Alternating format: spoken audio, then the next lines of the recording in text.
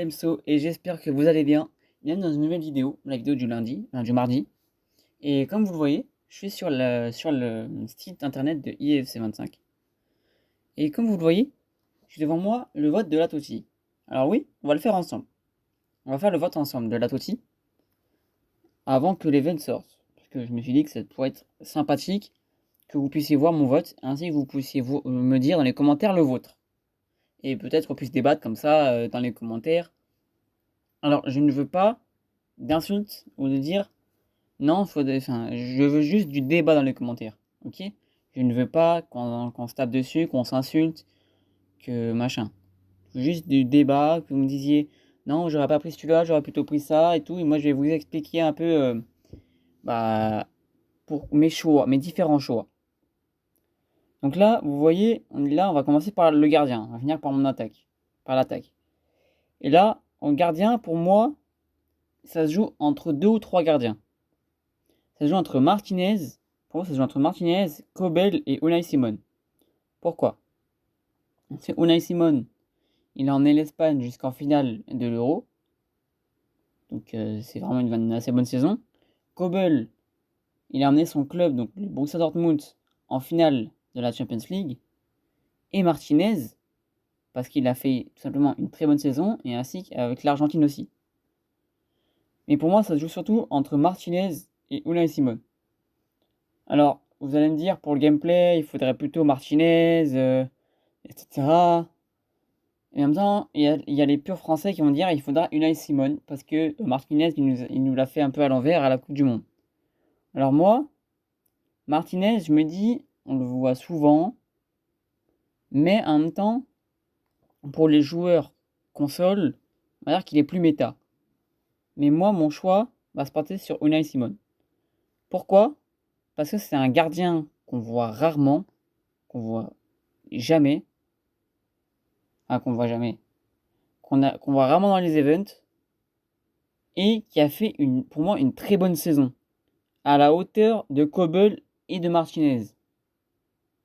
Certes, Martinez, vous allez me dire, il a eu le trophée du meilleur gardien. Oui, mais c'est que c'est pas tous les ans que un gardien emmène son pays en finale de l'Euro. Donc pour moi, j'ai tendance à mettre Unai Simon. Après, libre son choix. Ensuite, en défense, il y en a un, je ne veux aucun débat. Il y en a un, je ne veux aucun débat. C'est Carvajal. Vainqueur de l'Euro, vainqueur de la Champions League, vainqueur de la Liga, 4e Ballon d'Or. Zéro débat. Aucun débat. Aucun débat. Et pareil pour Rudiger. Incroyable en club. Bon, avec la sélection, ça a été un peu plus compliqué. Mais très bon en club. Très bon avec le Real. Donc je n'ai aucune raison de ne pas le mettre.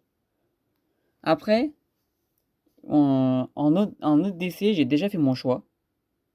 Ouais, c'est juste le latéral gauche, je ne sais pas qui mettre en tant que latéral gauche. En comptant comme latéral gauche, je peux mettre très bien un autre latéral droit, un DC. Hein. Mais mon deuxième DC, en tout cas, j'ai déjà fait mon choix. Et qui suit la première ligue était obligé de prendre Saliba. Saliba, il a fait une très grosse saison. Vraiment énorme saison de la part de Saliba. Pas trop en défense à Arsenal. Même si je trouve qu'il lui manque encore un petit truc. Vraiment énorme défense. C'est vraiment de patron. Et après, en dernier défenseur, j'hésite on va dire, entre 3 joueurs. 3 joueurs de Leverkusen. Vous les avez à l'écran. Grimaldo, Ta et Frimpong.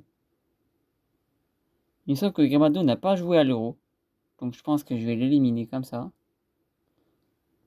Et donc ça se joue entre Frimpong et Jonathan Ta. Après je vous avouerai que la Bundesliga c'est pas le championnat que je suis le plus. Donc c'est pour ça que je peux pas trop dire lequel est le mieux. Mais moi j'ai bien envie de mettre Jonathan Ta. Pourquoi? Parce que tout simplement que Frimpong on l'a déjà eu l'année dernière. Et je me dis que Ta mérite aussi amplement sa place dans les défenseurs. Après, là, déjà, je suis amplement obligé de mettre le ballon d'or en titre. Bien évidemment, de mettre le ballon d'or en titre. Et ensuite, là, On va commencer dans les choix. Là, on rentre dans les choix les plus durs. Pourquoi?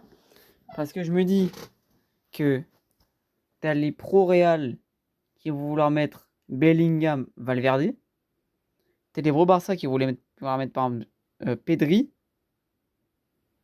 Après, t'as Di Maria qui fait pas une mauvaise saison.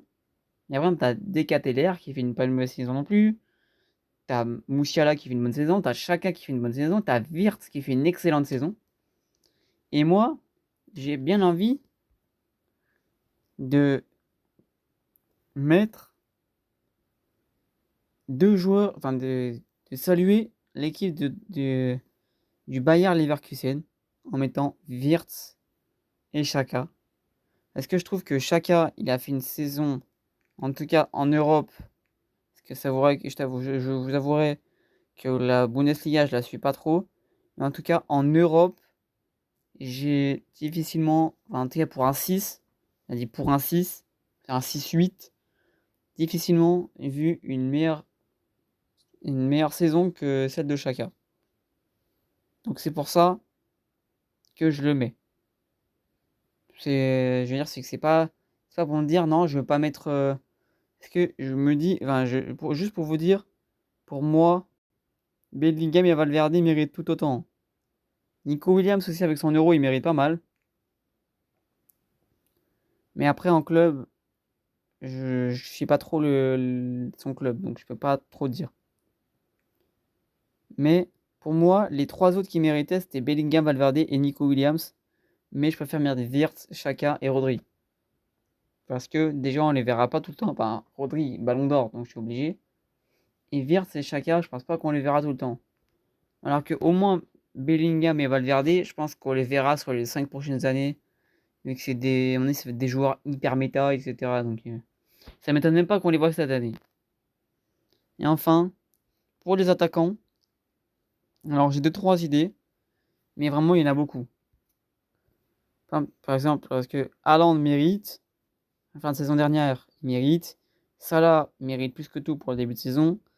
T'as Saka, t'as Foden, aussi t'as Watkins qui marque pas mal de buts. T'as Son qui tient son équipe. T'as Kane, co-meilleur buteur européen sur l'année avec Mbappé. Après, t'as aussi Martinez, t'as Lookman qui marque un triplé en finale d'Europa League, etc. T'as Vinicius qui aussi fait une très grosse saison. T'as Lamine Yamal. T'as Mbappé comme meilleur buteur aussi. Lewandowski qui est pas mauvais. Gyökeres qui s'est vraiment montré. Après Ronaldo et Messi, ils les ont mis parce que c'est Ronaldo et Messi. Donc voilà. Et après, moi, il y a certains joueurs que j'aimerais bien récompenser. Notamment Mohamed Salah. Mohamed Salah, son début de saison est incroyable. Vraiment incroyable. C'est aberrant. Je crois qu'il a plus de 30 contributions décisives ce début de saison. Donc vraiment totalement mérité. Et après, pour vous dire, j'hésite entre 4 joueurs pour les 2 postes qui restent. 1. Lamine Yamal. Vu l'âge qu'il a, la saison qu'il fait, que ce soit à l'Euro ou en club, c'est monstrueux. T'as Vinicius, parce que c'est Vinicius. Mbappé comme meilleur buteur européen.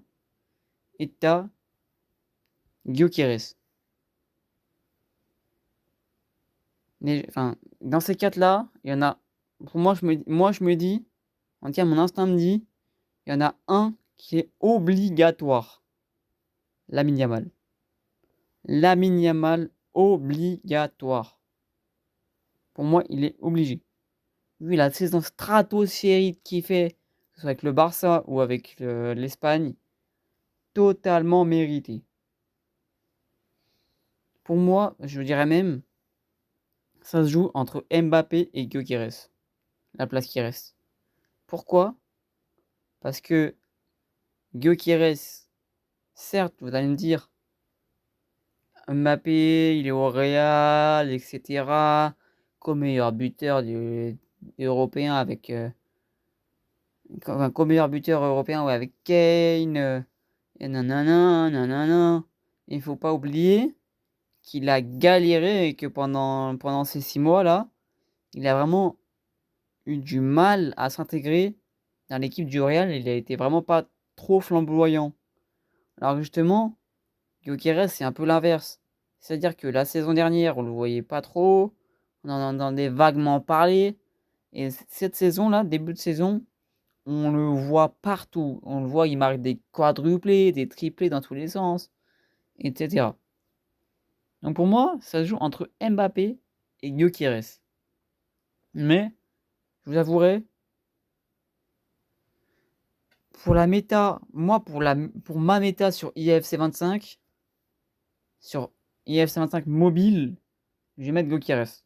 Mais pour la méta, pour ma méta. Parce que je me dis, Mbappé, il serait moins méta en tant que BU. Pourquoi? Parce qu'il est rapide. Et disons qu'il est pas puissant. Vous voyez ce que je veux dire? Pour ma méta, en tout cas pour la façon dont je joue sur IFC 25 mobile, généralement je vais jouer avec des gros buteurs, genre un Haaland, un Gyökeres ou quoi. Je sais pas si vous comprenez ce que je veux dire. Donc pour moi, il sera plus méta et parce qu'il mérite aussi d'être dans la Totti autant que des Mbappé. Si vous voulez me dire qu'il joue dans un plus petit championnat, nanani nanana.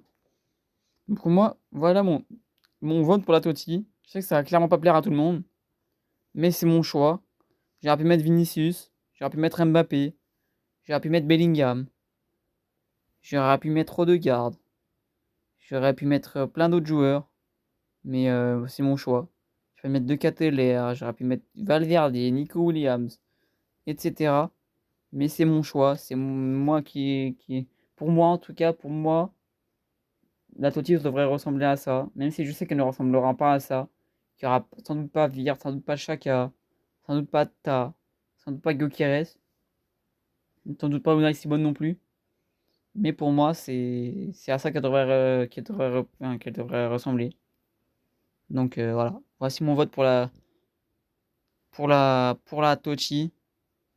Et puis dites-moi dans les commentaires si vous n'êtes pas d'accord, sur quel point vous n'êtes pas d'accord, et puis ça permettra d'en discuter ensemble. Allez, on se retrouve dans une prochaine vidéo. Peace.